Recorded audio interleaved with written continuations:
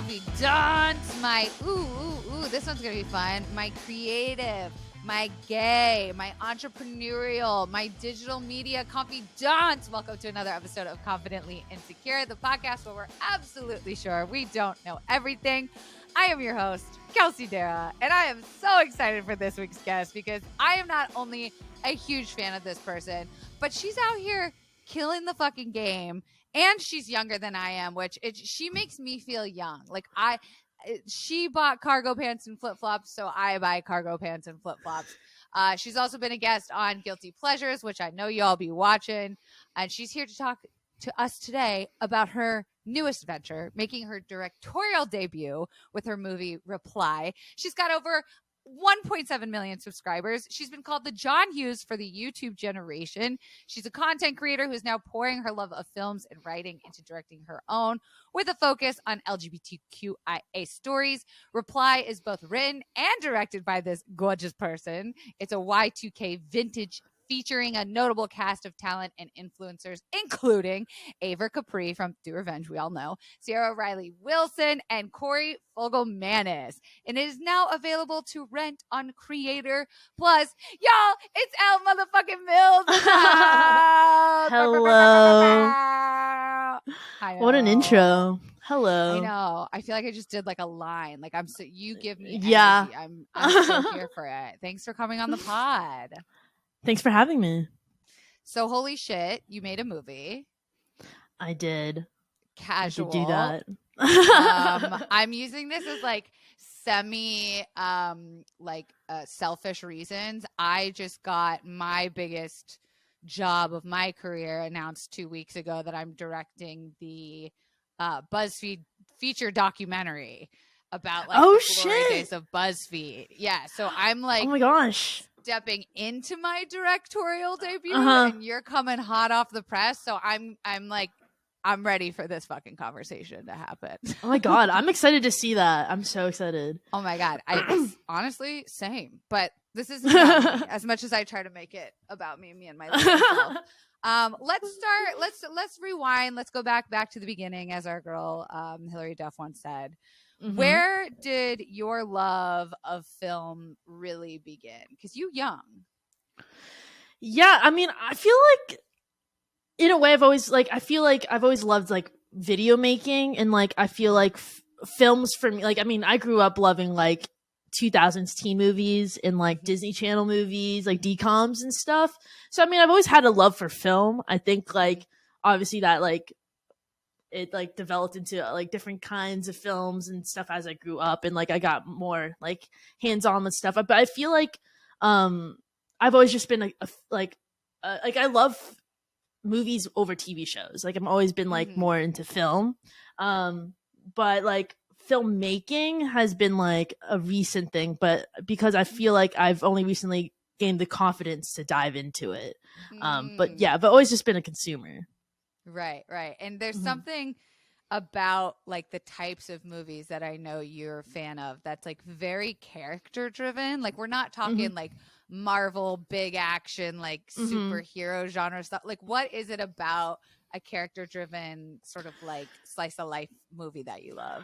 I don't know, because I was thinking about this recently. I'm like, I don't know. I just love grounded stuff, and I actually like feel like when a movie has like elements that feel like, I don't know, like the sci-fi fantasy and just like superhero stuff. I mean, I do love those films, and there's some like great films where like, I mean, I do enjoy, but it does lose me a little bit. I think I just love.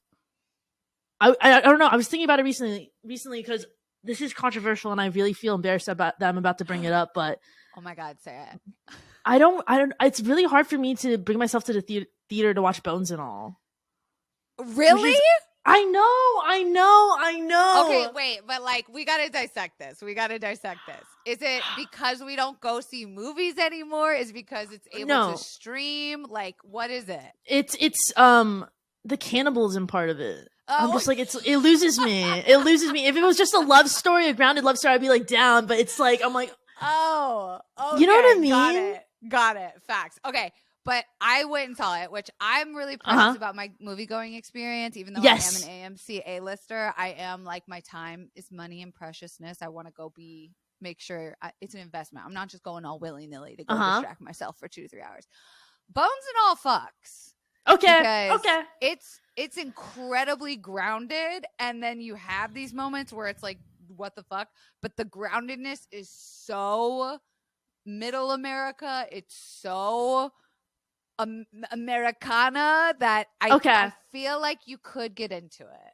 Okay. No, honestly, I've been hearing this a couple of times now, so I'm like, I will. I just don't know why, because I'm very precious about, especially going to the movie theater. I'm like, it's a commitment.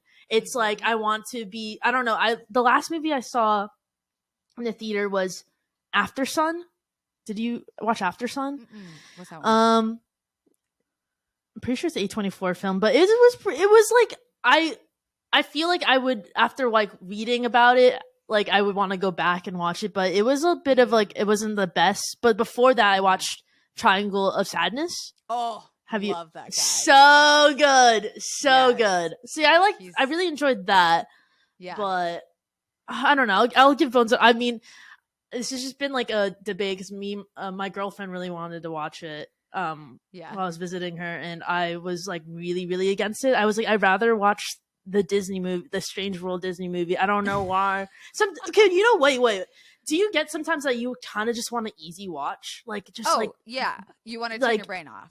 Yes, and I just wanted like an easy, like, I don't know. That was my vibe the past few weeks, but it's been a huge debate, Bones and All. So, well, okay, I will rock with Bones and All just because it's just so unusual. And come on, Timmy, you gotta go see Timmy. You gotta go see him being Tim. I know. Did you watch Dune? Oh yeah, in the theater. Okay, did you? I didn't watch. No, because I'm like, I love Timothée Chalamet, but I was like, I couldn't in Zendaya too. But I just like Dune was a little like that would be. A little. I'm not gonna lie, I did not know anything about it. In fact, like the fact that it was such a big, thick ass book, I was like, this is gonna be lame as fuck. I knew nothing going in. I came out, I'm kind of a Dune head. I still don't know anything else about it, but that was one where I was like, I'm just curious how they're gonna portray the world. And it was such a big budget that you're like, I hope they don't fuck this up. How could they? But like, you can with that much money and star power. But I feel like, yeah, that was one of those ones that felt like an event to go see. Everyone was talking about it. You're like, okay, I'm gonna shell out for some like Bunch of Crunch and popcorn. Like I'm making this a moment for me and my homies. You know, that's what I kind of love about the movie theater experience too. Okay, but so like you're a fan of the cinema, you're a fan of the movies, like I am. You made one, and we need to talk about that process, that jump from being this video creator, this online creator, to making a feature is no joke. And like creators have done it before. And did you watch any of those, or like how did you prepare from going from digital to creator to feature maker? I feel like, well, honestly, when the pandemic happened, like the beginning of it, I think just because everything was stopped, like I had time to like write a script. And I feel like I for years, I feel like with my YouTube videos, because they have this like film like aspect to quality, it. People really were like, I would love to see a movie, and I'm like, I knew I was always headed in that direction, but it was just very intimidating, like the technical side of things, like what is a producer, like what is like I don't know, like and like I don't know, like cameras and like lenses and stuff, like it just seemed like a huge beast and it was very intimidating. But I think once I wrote the script, I literally started off with a Google Doc, and then I was like, okay, let me now download Final Draft and like you know what I mean, like transfer this over. And then after that, like I feel like through YouTube, like I met like a lot of like people who are doing that transition. The lead producer on this was Mikey Murphy. He started off in the YouTube space, and he's kind of been for the past few years diving into writing, directing, and producing. And so he kind of like guided me through the whole thing, and like held my hand through it, and like took on, I think, a lot more of like the technical side of things so that I could focus on the creative. I don't know if I'm answering your question. No, but... are you I'm literally listening to you talk as if I'm listening to a podcast. Like, I'm like, yes, oh, good note. I feel the same way, where there's this like weird imposter syndrome, because hearing you talk about like it was intimidating. I'm like, how is that possible for you? Like what you've created, you had such like narrative driven content already. Like it aesthetically had such a tone and like style. And so to know that it was even nerve wracking for you to go to the big leagues or whatever they want to call it, like even me I have a meeting with like a DP later. I'm like, fuck, I'm brushing back up on my knowledge of lenses and what does the millimeter represent exactly? Like, why do we call it 24 millimeter? Like just stuff where I'm afraid of looking like an idiot. But how did you tell yourself like there's a reason why people believe in you and your idea, and like you don't have to be all of those things, even though maybe you're used to being all of those positions as a digital creator? Well, I felt like I felt very confident in the story and in like how I would be able to like execute it, because I am a perfectionist. So I knew like that the end product I like would be something I'm proud of. And I feel like I honestly really just leaned into the fact that I didn't know everything, and I was very honest with everyone. Like every single person that was on like the DP, I was just like, I don't really know anything, I want to learn. And I felt like that like it made it better. Everyone was so down to teach me, and I would like I felt like in a very safe space where I was just asking questions and like be like, oh, I don't know what that means, what is that? And I feel like people were like that made them enjoy it more, because I felt like they were like the expert on their thing, and they get to teach me, and like and I still felt, but I didn't like feel like that was a weakness, to be honest. I felt like I was like, I just wanted to be honest, and but I did feel very confident in what like it was like the story itself, because I do feel like I can tell a story, so I just like held on to that for my dear life throughout it. Well, yeah, let's talk about it. Like, what is the story? I remember you kind of soft pitched it when either you had just wrapped making it or something, and I was like, oh shit, that sounds dope as hell. Like, hadn't seen that before. How did you come up with the story? How did you draft? Like, how many versions did you write? Were you like one and done, this is it? No, I mean, it started off like I started off with the structure. I liked the idea of this, like, well, for those who don't know, Reply is like, it's about this boy who finds these home videos that his mom made filmed when she was the summer after high school before college, and she's building a treehouse, and during the summer she meets her new neighbor, and things progress. So I knew I wanted to make something with found footage, because I felt like a nice transition from YouTube. And so, and also like with it being a short film, I was like, okay, how can I tell this in like a condensed way that feels, I don't know, like I was just trying to find a creative way to tell it. So I think that was how I initially started it off. And then a year later went by, and I was like, oh, I think I actually want to make this, because, you know, things were starting to open up. So I was like, okay, I could actually make this happen. And that's when I actually casted it in like my head. And that's how I developed the characters. I don't know how to, I don't know. I feel like, even because I've been writing a feature for the past year, I even still like have like an actor in mind when I'm writing it, because it really helps develop it. And I don't know, I feel like it's also a bit of an anxiety thing, where it's like I don't know if I'm like the casting process kind of scares me, because it's like, what if I can't find the one, the voice, you know? right? Yes, right. In your head. It's like reading a book, and then you're like, oh God, I hope they got it right. Well, even when I read books, I'm like, I feel like I read them with like an actor in mind, or like a character in mind. Yeah. But oh my God, I lost my train of thought. But yeah, I mean, writing and writing casting. it, like, did you write it with these actors in mind? Like, did you get who you wanted? Yes. No, and I was like, I remember like when I asked them too, I was like, because I didn't want to ask them until it was officially done, and I'm like, I was just so nervous, because I was like, I don't know what I would do if they said no. Like, I didn't really like I didn't really have a backup plan. But luckily all of them said yes. So that's when I knew. I was like, I mean, that's my favorite part of the whole process is working with the actors. Um, Mm. yeah, like I really like when I watch films, I watch for the acting. Hmm. I just am obsessed with a good actor. So Yeah. it was really cool getting to work with them, getting to work with my dream cast. Yeah, and like it's not like a bunch of nobodies. Like these are people that have been working in the biz for a while. I mean, you've got Sierra who was in Bizarrevark, and you Hmm. have Ava who's like becoming like the internet's girlfriend. Like people love these Hmm. characters. And was there ever any idea of like casting people that come from digital, or did you feel like for some reason this needed linear actors if it was going to be on a linear platform? Because I feel like that's the stigma, right? Is like people don't take Yeah. YouTuber movies seriously. Hmm.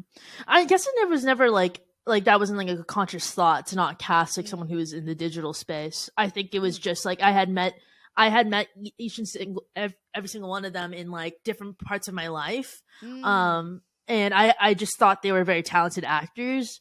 And also they were all very like they just stood out as being very warm and charming. mm-hmm. Just them as who they are, and I knew that I wanted the film to be that. So I Yeah. didn't really, yeah, I guess like, I mean, I think I did want to make sure like I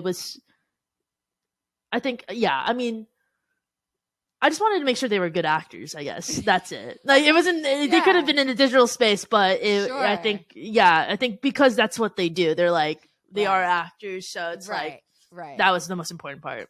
Right, like you said, it's like you hire the experts, the ones who are the best at their jobs, and that's like applicable even to the acting in the Yes. film, which makes a lot of sense.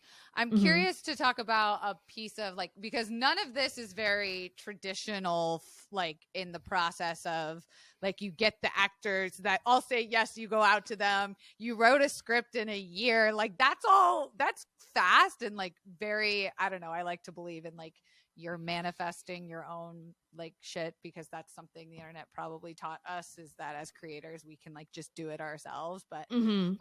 there's a piece of like filmmaking and being a director that a lot of people don't talk about but need so much advice on, which is funding. And I feel Hmm. like that's the what people think is their biggest obstacle to making a film. And like I don't know if you believe that, but can you talk a little bit about the process of funding? I'd imagine that had people asked you to do a feature before, like you're so talented, I feel like people would just be throwing dollar bills at you like a stripper, like make a I movie. I mean I remember I started off asking my agent. I was like, "Can I get help? Like, how can I get funding for this?" But I think I ended up just like, I guess it is the digital creator in me. I was like, I'm just gonna get this done myself. I'm like, so I did crowdfunding, and then it was a lot of out of pocket because it was a passion project, and I Mm, knew that this was like would be setting this tone for like what an Elle Mills film would look like, and it would mm, be it wasn't like an investment. So I did I just spent a lot out of pocket, but and mm. I mean that's not very good advice, but I do think when you're first starting out, it's like there has to be a bit of an investment. But I did do crowdfunding, and I think that was great, and everyone was very supportive. So Mm, um, and I just felt like I had a lot of friends and family who are willing to like support, mm. even if just a little bit. Yeah. Um, help support that. I mean, Yeah. yeah, I'm not sure if this is great advice. I mean, felt like I was very fortunate to have, um, you know, an audience who wanted to Mm, see it, and so, mm. um, yeah, I got lucky there, but, Yeah, no, um, I mean, luck, or like it's hard work and like years of like your content making to show as mhm. proof of concept. Like a lot of people trusted you already because they know, like you said, like you know how to tell a story. Which, let's talk about the story, like how gay this shit is. Like, why was it important for you to have a queer film? Like, what was Mhm, that process like writing in 2021, I guess, or 2020, whenever you were writing it? Like, how did you mhm, want this to feel different from most like queer coming of age stories? mhm. Yeah, I mean, I think, well, for me, like I grew up loving 2000s teen movies, so it was important for me to have like a queer 2000s teen movie. And I'm still like working on that. I mean, this is like a short film, so like I had the short film version of it, but um I I really wanted also like it to feel, especially with like two female leads, like I really wanted it to be a very innocent love story. I felt like, I mean, we have that with like, I think Heartstoppers is a good example of that. And there's like, you know, there's some good ones, but I felt like I really wanted to be very innocent and cute, like First Love. Like I think of films like Little Manhattan or like Flipped, or like these are just like very like, or like My Girl, like very wholesome. I think it's very important for queer stories. There aren't many of them, so that was important for me.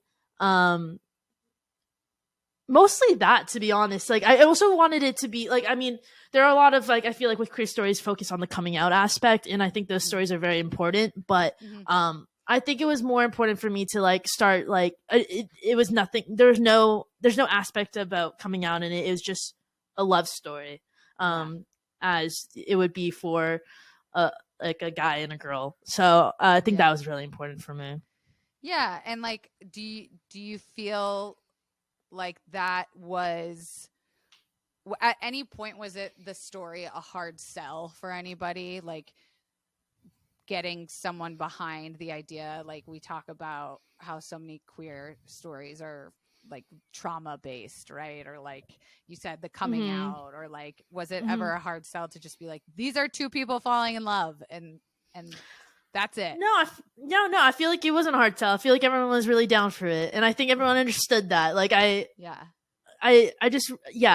feel like another good example, another short film I felt like was a good a queer one was I forget what it was called. It's an animated one. Do you know it was the two boys with the heart? Have you ever seen it?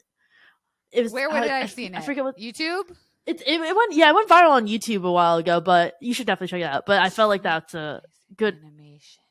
It was like a heart, in a heartbeat. I forget what it was called. In a heartbeat, yes. Whoa! All right, this is the first one that popped up.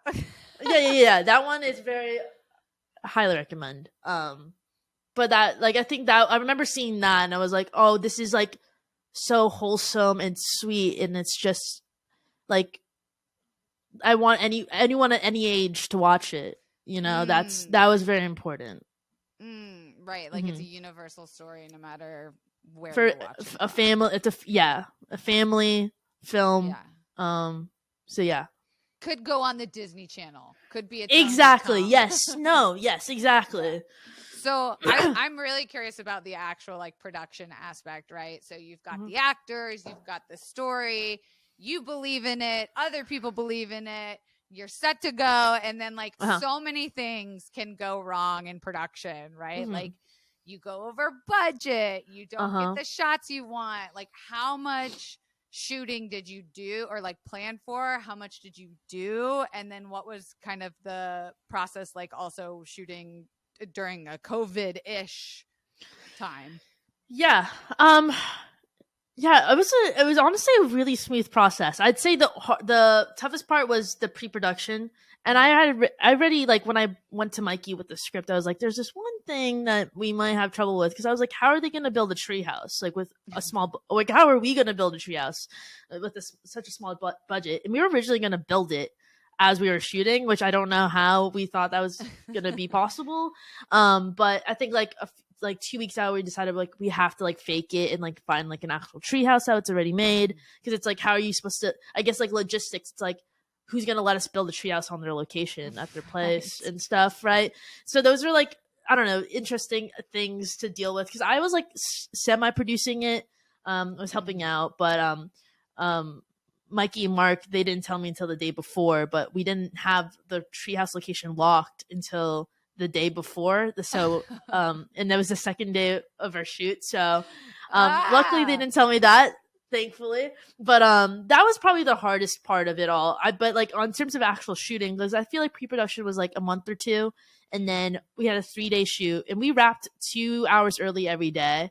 Yeah, no, but it's because we shot it all on film, most of it on film. Wow. And so we were limited with our takes, and we had rehearsal time with the actors before, and I like kind of prepped them. I'm like, we pretty much need to do like 2 takes per scene. And so we prepped it as much as we can, but the cast are just so talented. And also I felt like I my YouTube videos, I'm always like pre-prepped. Like I have it structured out and planned out like to the T. And I kind of had that prepped for reply as well. So I felt like we went in, like I went in knowing what I wanted. And as soon as we got to move on quickly. And so it was very smooth and in that aspect. And also just like good vibes on set. I felt like everything went smoothly. And honestly, like, because I've directed like 2 other things since then. I'm like, it was definitely like a dream experience. And it was I'm very glad that it was my first experience too, that it was like very smooth. So, yeah. Truly like, I can't get over like how, I don't want to say easy because I know it wasn't easy, but smooth things like went for you. Cause I feel like the hardest thing that I'm up against right now is I too am a perfectionist who's learned how to do everything by themselves, but learning how to give up control, even if it's like the best person for the job, of just like in the moment of production, things can go wrong and you have to kind of like pivot and adjust. And is that just like, what is that, just like a better upbringing as a child, that you're able to be more flexible? Or like how do you not get stuck, especially when you're someone who sees so clearly a vision? Like how are you able to pivot when maybe things weren't exactly right?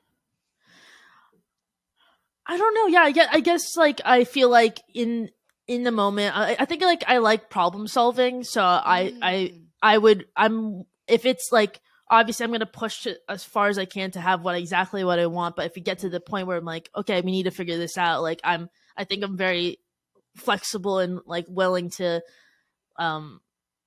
figure it out and make it happen. Like I feel like there's been like in other things I've directed, like I've definitely had to, maybe like, definitely figure out like on the spot pivoting. And it's been interesting. I feel like the more experience I get, like I feel like I'm like I really reflect back when it's like, okay, like how could I have prevented that? And like and like talking to the team around me, I feel like it's also nice because I feel like it's not me having to pivot, it's all of us having to pivot, the team. So I feel like the biggest thing was creating a team that felt like a family.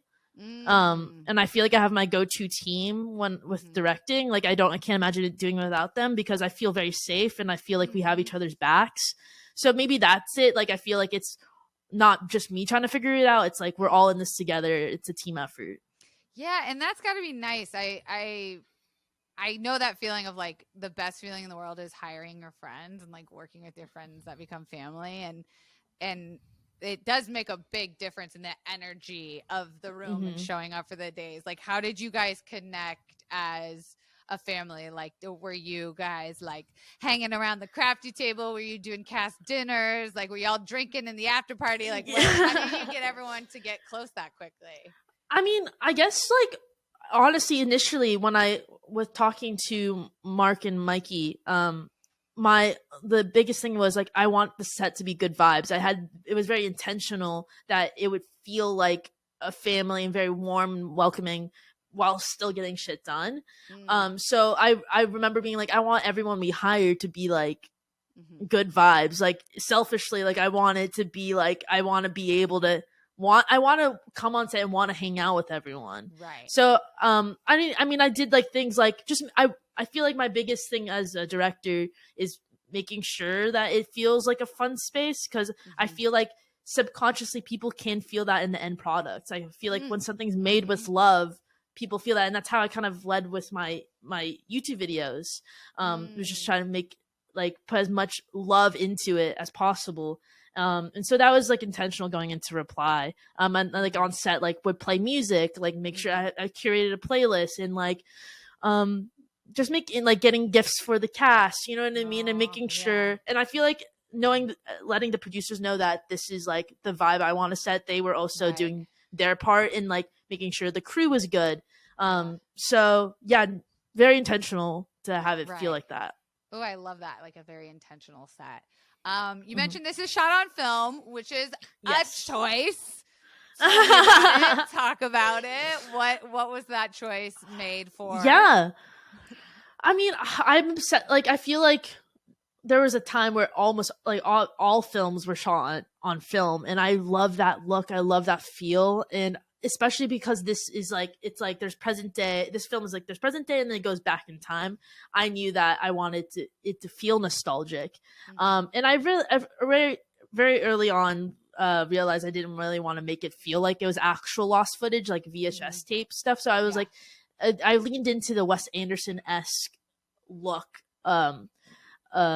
So like Moonrise Kingdom was reference for the visual, and that's how I got paired with my DP, my I call her my work soulmate.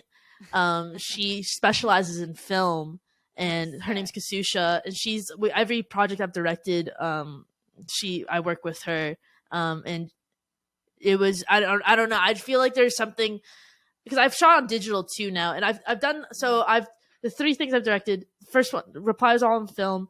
The music video, Joshua Bassett music video I did. We shot on digital, but then we did a film out. So we we edited it out, and then we got all scanned on film. Oh, sick. And then the my last YouTube video, we just like color graded it to look like film. And I think out of all of it, I'm like, I really do, I don't know, there's something special about shooting on film. Like Kasusha, I was talking to her about it, and I'm like, why do you love shooting on film? Because she like, that's her like specialty. And she's like, there's a different process versus like shooting on film versus shooting on digital on her end. And it's like, it feels a lot more intentional, and everyone's like, we're like, it's all coming back to higher intentional stakes. And like, yeah, yes, exactly. And it feels like because on digital you can shoot as many takes as you want, but with film it's like it's very precious. And so I don't know, there's just I really just mostly just enjoy the look. I really wanted it to look like it was. You can't recreate it. You try, yes, but it's really hard. So you make it, you got your film, your crew is all loving on each other, you're wrapping 2 hours early. What the fuck? You get to the post process, and how many days like editing, and how involved were you in the process? I edited it. I have Holy shit. No, I have not let go of the editing yet. I'm a little worried because I do eventually need to let go. I think I have some projects coming up where I'm like, I'm going to try to let go of the editing. But I don't know, because I just like, because I write the script with the edit in mind. Like I know the beats and stuff. And like, so, and that's how I made my YouTube videos. It's like, I feel like it's the edit's already done before I'm filming. But I sped through the edit. The edit was really fast because I already knew, especially because it's basically the way the film is. It's like we're either on sticks or it's like handheld, because the camera is a character in like, it's always a character holding the camera technically. So it was very like, there's like montage parts, and then there would be the scenes where we locked off one take. So the edit was kind of easy. But like what I enjoy with, honestly, I really enjoy working with the team on the post-production side, because I'm used to editing on my own, but it's nice to have like, I don't know, like having a colorist. I love that part. A colorist is amazing. I don't know. I'm like not good at it at all.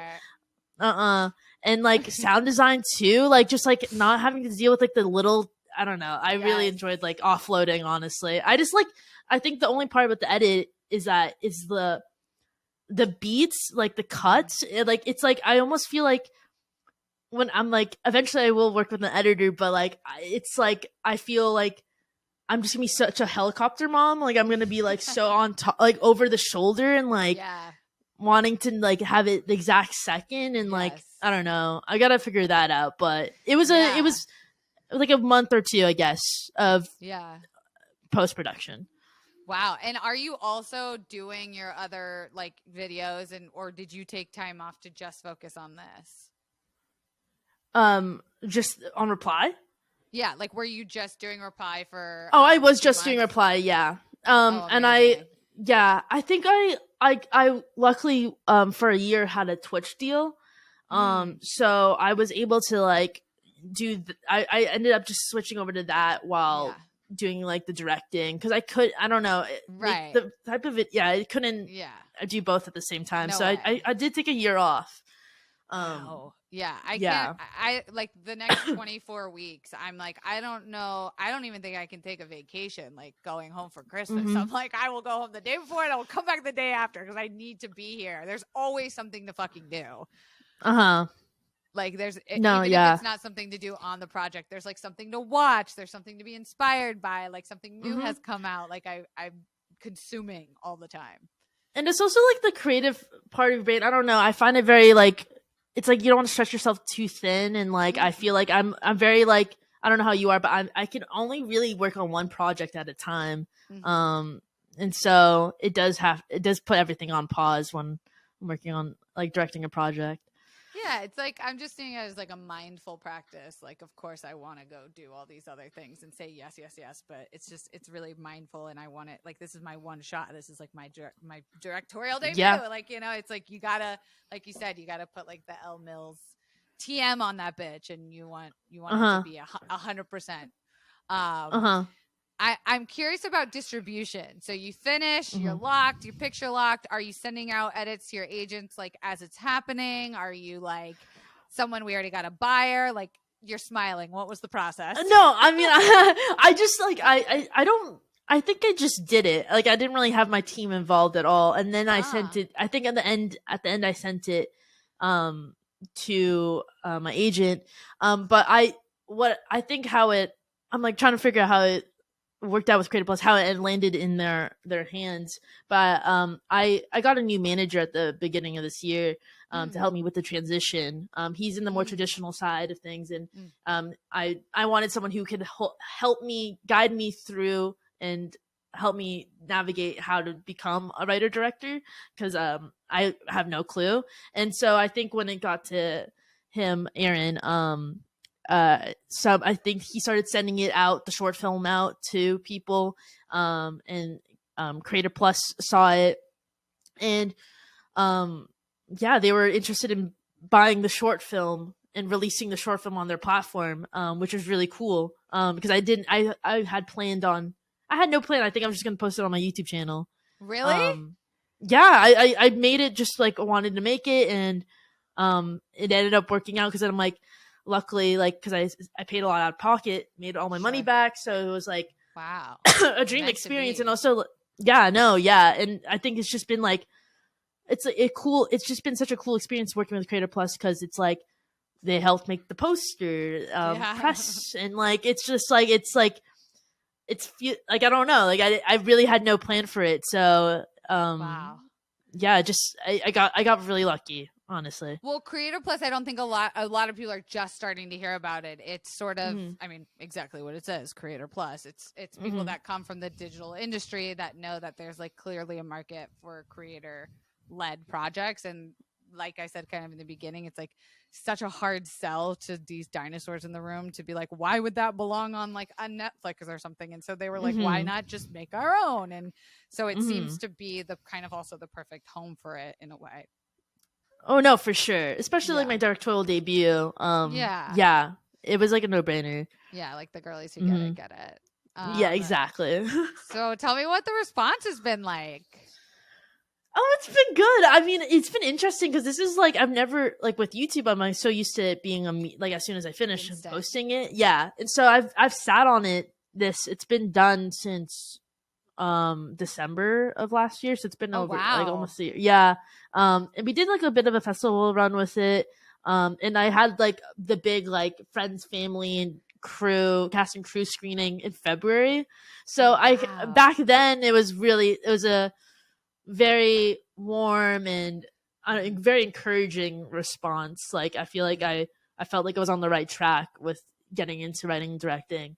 And now that it's out and for the world, everyone to see, I feel like it's been the same. Like everyone's been very kind about it, and I think it's been received well, and people enjoy it. I mean, I'm excited. Like I feel like it's been a year, so I've been working on another script, and I'm like excited. You know what I mean? I'm excited for people to see what else I got.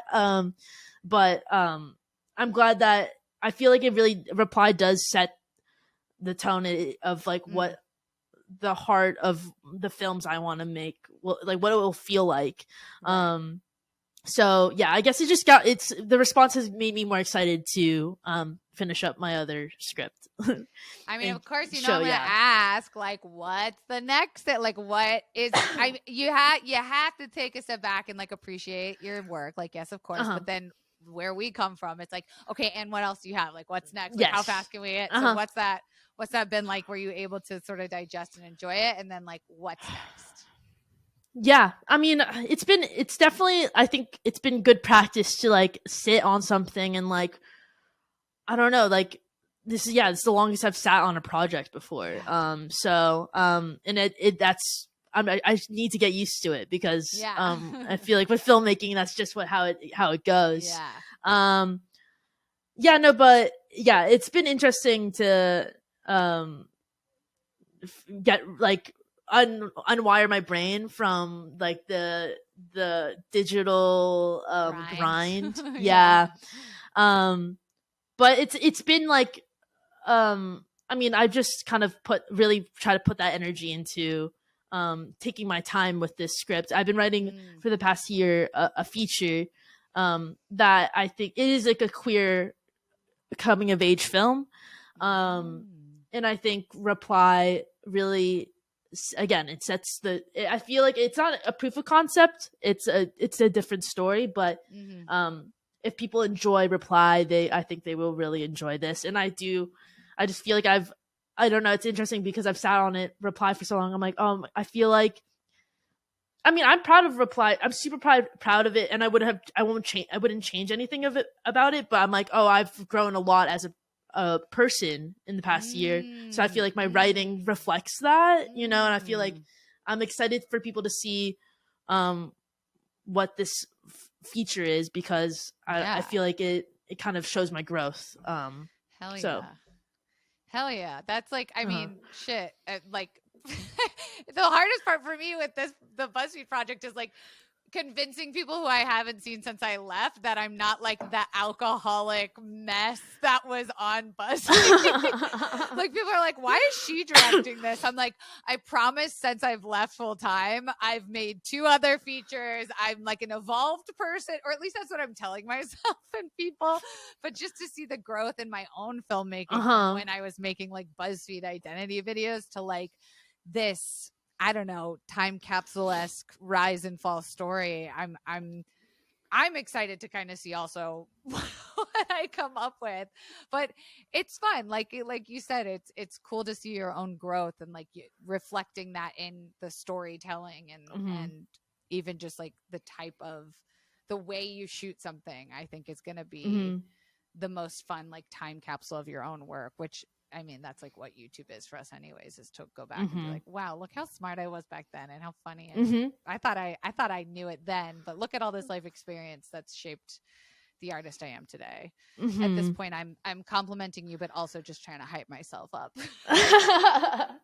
Well, I'm really excited because you're like, it's a documentary. Yeah. What you're making, like it's, right? So that's like, yeah, that's like, I eventually, I think, in my life would want to tackle a documentary, but that's you will. It's so natural from where we come from, in a way, like putting ourselves in our identity, but like far enough away where like director feels right, Yeah, but that's exciting. I mean, like, I can't even imagine like what that process is like. It's a lot, but it's exciting. Like it's the business side and like getting people to trust you with their story and their time and their money, and it's a team effort. So it's for sure been fun to just like hire my friends again and like get to work with friends again. And that I think is like, if you guys take anything away from this episode, it's that when you work with your friends, you can do anything you set your mind to, or something like that. Okay, well, I can't believe we've been talking for 45 minutes already, but oh really? Oh my God. I could talk to you about film all day. Like, we didn't even get into the weird parts of like, what was your inspiration? What did you watch over and over again? Okay, I'll ask that to end. What did you watch over and over again for when you needed like an inspo moment, or was there sort of a genre? Oh, I don't feel like I watched anything. I feel like just like really honing in on like the films that I love and taking little things from it. Like, I like again with like the visuals, it was Wes Anderson, like Moonrise Kingdom. But then it was like the nostalgic stuff, like the teen movies that I grew up with. I was like, it's like I love it to feel entertaining from start to finish. And like I think I watched like there was like in it there's like Jojo Rabbit, like Taika Waititi, like his like I feel like he's able to like keep an audience really on the edge of their seat, and so like that was an inspiration. So I think this is a bad answer, but basically all my favorite movies were an inspiration. I mean, yeah, you're so right with Takai. Is like he's a comedian first, like no matter what, even with something like JoJo, it's the pacing.